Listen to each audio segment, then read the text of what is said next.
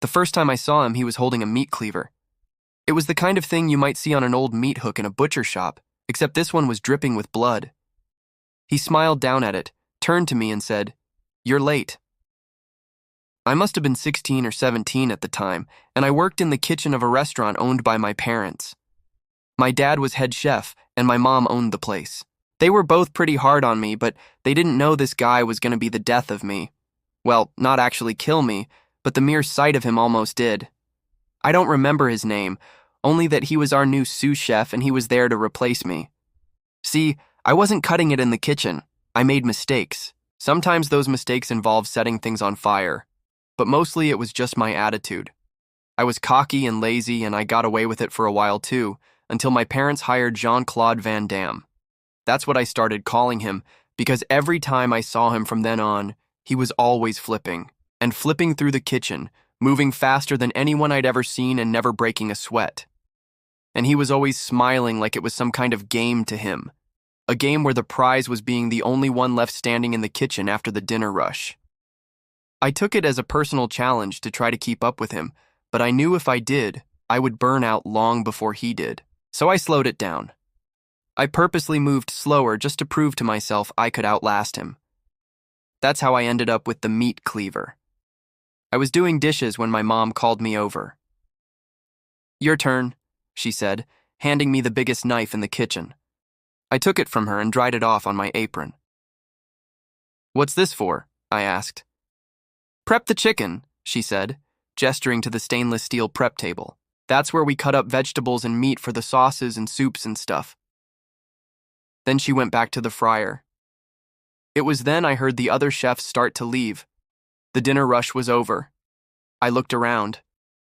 I was the only one left besides my mom and the new guy. He was washing his hands at the stainless steel sink. When he turned around, he was smiling at me again. "Don't be late," he said. Okay, so maybe I wasn't the only one left. I carried the cleaver to the prep table and stared at it. It felt heavy in my hand, heavier than it looked. I thought about all the chicken breasts we had to cut up for tomorrow night's special. I thought about how my mom would scream at me if I didn't get it done fast enough. And then I thought about how nice it would be if someone else did the work for me.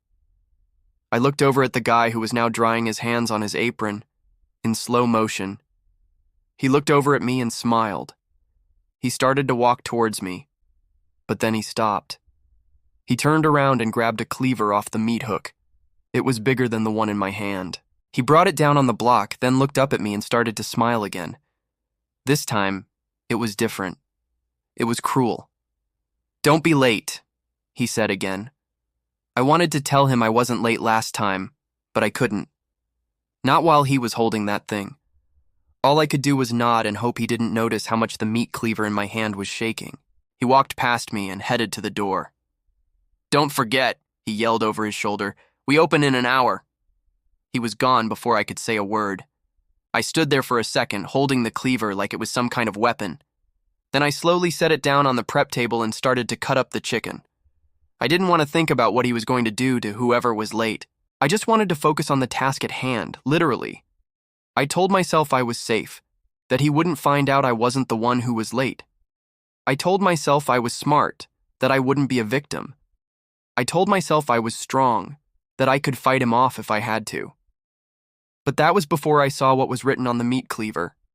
It was the same thing he had said earlier that day, only now it made sense. "Don't be late," it read. Underneath that, scrawled in what looked like blood, were the words, "or I'll kill you."